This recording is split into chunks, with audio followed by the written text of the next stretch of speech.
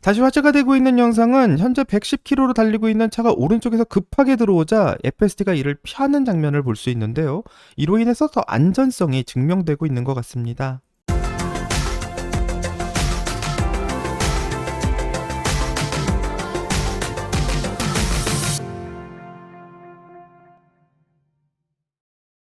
안녕하세요. 오늘의 테슬라 뉴스입니다. 자, 오늘 테슬라는 272.04를 기록했고요. 오늘 4.43%의 하락이 있었습니다. 자, 테슬라의 변동성을 살펴보게 된다면 최근 3.91%의 상승 후 다시 연이어 하락을 하고 있는 모습을 보여주고 있는데, 최근 들어서 테슬라의 주가는 연일 하락하는 모습을 보여주고 있고 현재 12거래일 동안 23.57%의 하락을 보여주고 있는 상황입니다. 자, 테슬라의 변동성을 보게 된다면 한 주 동안에는 마이너스 10.16%의 하락을 보여주고 있고요. 이 한 달 동안에는 마이너스 32.76%의 하락을, 6개월 동안에는 31.88%의 상승을 보여주고 있으며 2025년 1월 1일부터 현재까지는 32.64%의 하락을 보여주고 있습니다. 자, 테슬라의 MDD 값은 이제 마이너스 44.32%를 보여주고 있고 테슬라의 RSI 값은 29.04를 보여주고 있습니다. 자, RSI 값이 70일 경우에는 과매수 상태를 의미하며 주가가 너무 많이 올랐기 때문에 하락의 가능성이 있다고 평가되고 있고, RSI가 30 이하에 머물게 된다면 주가가 과도하게 하락했다라는 신호로 해석되기도 합니다. 자, 과연 RSI 값 29.04에서 어떤 방향으로 가게 될지가 궁금해지는 상황인데요. 이 변동성이 큰 주식은 RSI 30 이하에서 반등하는 경우가 자주 관찰되기는 하지만 또 20 이하로 떨어질 가능성도 있기 때문에 어떤 방향으로 가게 될지 확인해 봐야 될 것 같습니다. 자, 테슬라의 전고점이었던 488까지는 79.58%의 상승이 필요한 상황이고요. 오늘 테슬라 주가의 움직임을 보면 장이 시작하자마자 7.71%의 하락이 나타났고 이후로는 7.7%의 하락을 거의 다 반등시켰다가 장이 마감되기 전 다시 하락하면서 4.5%의 하락을 만들어내었는데, 이 장 마감 이후에는 다시 또 상승하는 모습을 보여주고 있고, 이렇게 하루 동안 변동성이 엄청나게 크게 움직이는 마치 롤러코스터와도 같은 모습을 보여주고 있습니다. 자, 테슬라 주가의 영향은 도널드 트럼프 미국 대통령이 캐나다와 멕시코 그리고 중국 등의 주요 무역 파트너들에게 25%의 관세를 부과하겠다라는 정책을 강행하게 되면서 주가에 영향을 미친 것으로 분석되는데, 이런 관세는 특히 자동차 산업에 큰 영향을 미칠 것으로 예상되고 있고 테슬라도 예외가 아닌 상황입니다. 또 오늘 발표된 테슬라의 2월 중국 판매 실적이 급격히 감소했다라는 보도로 인해 주가 하락의 또 다른 주요 원인으로 손꼽히고 있는데요. 오늘은 이 두 가지 문제에 대해서 자세히 살펴보겠습니다. 자, 우선 관세 문제부터 확인해 보면 CNBC에서는 도널드 트럼프 대통령의 취임 이후 기술주가 7% 이상 하락하고 있다고 보도하며 이 새로운 관세 정책으로 인해 무역 전쟁이 본격적으로 시작되었음을 알리고 있습니다. 자, 경제 전문가들은 관세 분쟁이 인플레이션을 촉발하고 또 전 세계적으로 파장을 일으킬 수 있다, 이렇게 경고하고 있고요. 이로 인해서 투자자들은 주식을 매도하면서 리스크를 줄이려고 하고 있는 상황입니다. 특히 트럼프 대통령의 취임 이후 기술주는 시장을 선도하던 위치에서 큰 타격을 입고 다시 하락하고 있는 상황인데, 이 트럼프 대통령의 관세 조치는 미국 밖에서 제품을 조립하는 이 애플이나 엔비디아 같은 주요 기술 기업의 제조 비용을 증가시킬 가능성이 있다고 지적해 이는 물가 상승으로도 이어질 수 있습니다. 자, 테슬라 역시 전 세계에서 부품을 조달하고 있고 특히 멕시코와 중국에서 많은 부품을 수입하기도 하는데, 멕시코와 캐나다의 25%의 관세와 또 중국의 10%의 추가 관세가 부과되게 된다면 제조 비용이 상승해 수익성이 악화될 가능성도 제기되는 것 같습니다. 자, 하지만 테슬라의 경우 미국에서 만들어지는 차 중 가장 자국 내 부품을 많이 사용하는 회사로 평가받고 있고, 미국에 있는 다른 기업들과 비교해 얼마나 미국산 부품을 사용하고 있는지 나열한 표를 보게 된다면 이 테슬라의 모델 3부터 모델 X까지 상위 부분을 차지하고 있는 것을 확인할 수 있습니다. 자, 테슬라의 경우 미국산 부품을 가장 많이 사용한 차량으로 모델 3 롱레인지의 경우 무려 87.5%가 미국산 부품으로 만들어지고 있기 때문에 관세에 대한 영향은 다른 기업에 비해 덜 받을 수도 있을 것 같은데요. 하지만 25%의 관세를 받게 된 캐나다에서 미국에 대해 보복 관세를 선언하고 있고, 이렇게 되면 미국에게도 25%의 관세를 적용하겠다라는 말로 해석할 수 있으며, 이는 테슬라의 캐나다 판매 감소를 예측할 수 있기 때문에 주가에 영향을 주고 있는 것으로 예상됩니다. 자, 멕시코의 경우에는 현재 25%의 관세를 어떻게 대응할지 아직 자세한 발표를 하지 않은 상황인데요. 이렇게 되면 멕시코와 캐나다 중 보복 관세를 선언한 것은 캐나다만 해당되게 되고 쉽지 않은 싸움이 될 거라고 생각합니다. 자, 트럼프는 캐나다가 보복 관세를 시행했다라는 소식에 이 캐나다의 트루도 총리에게 전해달라고 말하며, 캐나다가 미국에 보복 관세를 부과하면 우리도 즉시 동일한 금액으로 상응하는 관세를 인상할 것이라고 말해 전쟁이 시작되었음을 선언하고 있습니다. 자, 캐나다가 미국의 관세를 보복하기 위해서 25%의 관세를 인상하게 된다면 미국은 이를 받고 더블로 가겠다라는 말을 하고 있는 것이며, 이는 단순히 25%의 관세가 아닌 50%의 관세를 예측하는 발언이기 때문에 이로 인해서 캐나다는 경기 침체에 빠질 수 있다라는 분석도 나오고 있습니다. 자, 많은 사람들이 중국과 미국이 패권을 다루기 위해서 관세 전쟁을 시작했다고 예상했는데, 갑자기 이 관세 전쟁은 이웃인 캐나다와 전면전을 벌이게 되며 현재 그런 전쟁을 벌이는 이유가 궁금한데요. 왜 트럼프 대통령은 관세라는 카드를 들고 나왔는지 그 이유를 들어보려고 하고, 한글 자막의 원본 영상은 회원님들에게 먼저 선공개되었고 회원에 가입하시면 시청이 가능합니다. 자, 라이센스 문제로 한국어로 더빙된 영상 시청하려고 하는데요. 영상을 시청하시기 전 구독과 좋아요 부탁드립니다. 그럼 영상 볼게요. 관세는 쉽고 빠르고 효율적이며 공정성을 가져옵니다. 예를 들어 사람들이 그들의 달러, 즉 일본의 엔이나 중국의 위안과 화폐 가치를 떨어뜨리면 그건 우리에게 매우 불공평한 불이익을 줍니다.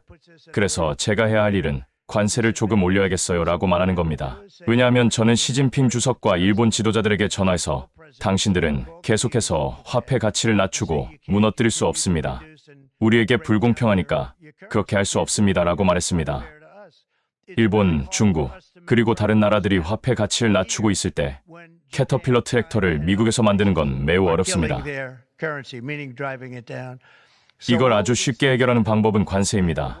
이렇게 하면 제가 예전에 특정 지도자들, 특히 시진핑 주석과 매일 전화해야 했던 것처럼 전화하지 않아도 되니까요. 위안화를 낮추는 문제로 많은 전화 통화를 했습니다.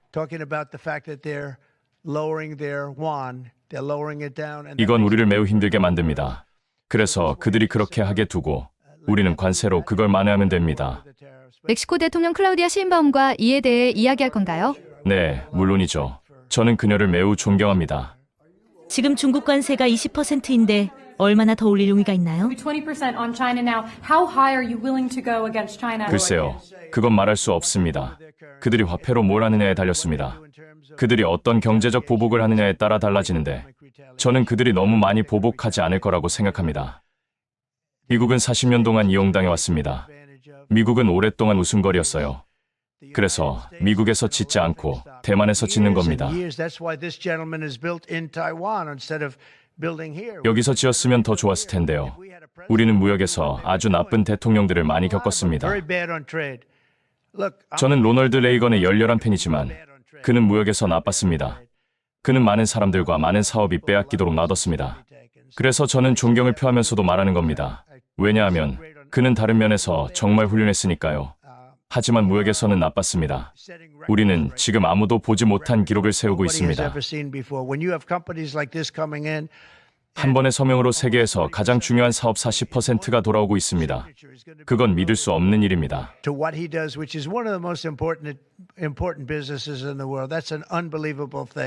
저희 서명 때문에 애플이 이제 여기서 모든 공장을 짓기 시작할 겁니다. 그들이 저를 좋아해서가 아닙니다. 아마 저를 전혀 좋아하지 않을 겁니다. 적어도 그가 저를 조금은 좋아한다고 생각합니다. 하지만 아시다시피 부정적인 인센티브 때문이죠. 이 나라를 이용하는 사람들에게는 아주 큰 비용이 될 겁니다. 그들이 와서 우리 돈을 훔치고 일자리를 빼앗고 공장을 가져가고 사업을 빼앗으면서 처벌받지 않을 거라고 기대할 수는 없습니다. 그들은 관세로 처벌받고 있습니다. 그건 정치인들이 사용하지 않았던 매우 강력한 무기입니다. 그들은 부정직하거나 멍청하거나 다른 형태로 매수당했기 때문이죠. or paid off in some other form. And now we're using them. 시진핑 주석과 이에 대해 이야기했나요? With President Xi about this term. 그건 여러분에게 말하고 싶지 않습니다. 모두 감사합니다. 자, 영상을 다 봤는데 트럼프 대통령은 멕시코 대통령인 클라우디아 쉐인바움과 이에 대해서 이야기할 거냐라는 질문에 이 대답을 하면서 그녀를 매우 존경하기 때문에 대화할 거다라고 말하고 있습니다. 자, 이렇게 말하는 것을 본다면 트럼프 대통령은 당근과 채찍 이 두 가지의 전술을 쓰고 있는 게 아닌가 싶은데 이 자신에게 보복 관세를 말하지 않고 있는 멕시코에게는 대화를 하겠다라는 당근을 주고 있고 보복 관세를 선언한 캐나다에게는 채찍을 선물하면서 추가 관세를 제시하고 있습니다. 자, 현재 트럼프의 전술을 보면 이 상대방이 어떻게 나오느냐에 따라 숨겨놓은 카드를 제출하고 있는 것 같고 이 관세가 이 게임에서 가장 중요한 역할을 하고 있는 것으로 보입니다. 자, 이런 트럼프의 전략을 보게 된다면 어떤 일정한 패턴이 보이는 것 같은데요. 우선 트럼프 대통령은 그동안 어떤 나라에서도 제안하지 않았던 비정상적인 제안을 하고 충격을 선사합니다. 예로 캐나다를 미국의 51번째 주로 만들겠다라는 발언이나 관세를 25%나 부과하겠다라는 이런 발언들인데 많은 사람들이 터무니없기 때문에 트럼프 대통령의 제안이 실패할 것이라고 예상하지만 결국 압박을 받는 다른 나라의 리더들이 항복을 선언하게 되고 타협에 응하며 이 트럼프가 원하는 중간 지점에서 원하는 대로 계획을 실행하는 형태로 결론 짓게 되는데요.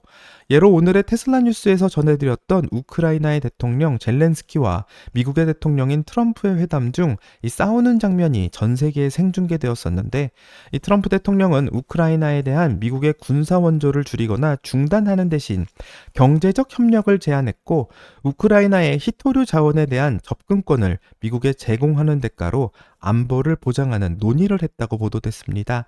하지만 미국이 우크라이나에게 러시아에 의해 점령된 지역의 주권을 러시아에게 인정하도록 압박을 했기 때문에 이런 협상이 중단되었다라는 소식이 나오는데 이 많은 언론들은 협상이 파행되는 것을 생중계로 봤기 때문에 트럼프 대통령의 작전이 실패한 것으로 평가됐었습니다.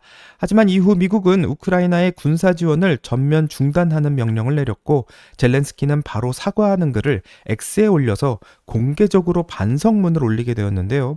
X에 올린 포스트를 보게 된다면 우크라이나는 평화에 대한 의지를 재확인했고 끝없는 전쟁을 원하지 않는다라고 말하며 트럼프 대통령의 강력한 리더십 아래 평화를 위한 협력을 신속히 추진할 준비가 되었다고 말하고 있고 금요일 백악관에서의 회담이 계획대로 진행되지 않은 점은 매우 유감스럽게 생각하며 광물 및 안보 협정과 관련해 우크라이나는 언제 어떤 형식으로든 서명할 준비가 되어 있다는 글을 올렸습니다. 결국 트럼프 대통령이 원하는 대로 협상이 끝나게 된 것으로 보이며 파행이 예상되었던 협상이 예상과 다르게 종결될 것으로 보이는데요. 아마도 캐나다와 멕시코에서 시작하는 관세 전쟁도 미국이 원하는 무언가 큰 요구가 있는 것 같고 이것을 달성하기 위한 카드로서 관세를 꺼내든 것이 아닌가 싶은데 왜냐하면 언론에서 재협상에 대한 이야기가 나오고 있기 때문입니다. 오늘 미국인들이 여전히 죽고 있다는 사실에 화를 내며 나올 거예요.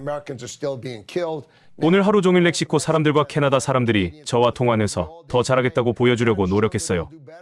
그리고 대통령은 그 말을 듣고 있어요. 트럼프는 공정해서 일시 중단은 없지만 그들과 뭔가를 해결할 거라고 생각합니다. 너희가 더 노력하면 나도 중간에서 맞춰줄게 그런 식으로요. 그리고 아마 내일 그걸 발표할 거예요. 그래서 중간쯤에서 아마도 그 결과가 나올 거예요. 대통령이 캐나다와 멕시코와 함께 움직이겠지만 완전히는 아니에요. 자, 영상을 봤는데 미국과 캐나다, 멕시코 양국은 아마도 중간에서 맞추는 협상 결과를 내일 발표한다라는 이야기를 하고 있기 때문에 어떤 결과가 나올지 상당히 궁금해지는데요. 정말 내일 발표가 나오게 된다면 협상의 달인으로 불리고 있는 트럼프 대통령이 진정으로 원하는 것이 무엇인지도 알게 될 것 같습니다. 하지만 이런 관세 전쟁은 경제를 매우 불확실하게 만들고 있고 이 CNBC의 기사에 따르게 된다면 트럼프 대통령의 당선 이후 기대감으로 상승했던 트럼프의 붐이 사라지고 있다고 하며 S&P 지수가 선거 이후 이제 마이너스로 전환되었다라고 말합니다. 자, 이렇게 전환된 것은 트럼프 대통령의 관세 정책에 대한 월스트리트의 회의적인 전망과 또 경제적 불확실성이 반영된 것이라고 평가하는데요. 이런 불확실성이 빠르게 해결되기를 기대해 보겠습니다. 자, 테슬라가 하락했던 다른 뉴스를 한번 살펴보면 바로 테슬라 중국 내 판매가 2월에 거의 50%가 급감했다라는 소식이 나오면서 테슬라 주가에 영향을 미치는 것을 볼 수 있습니다.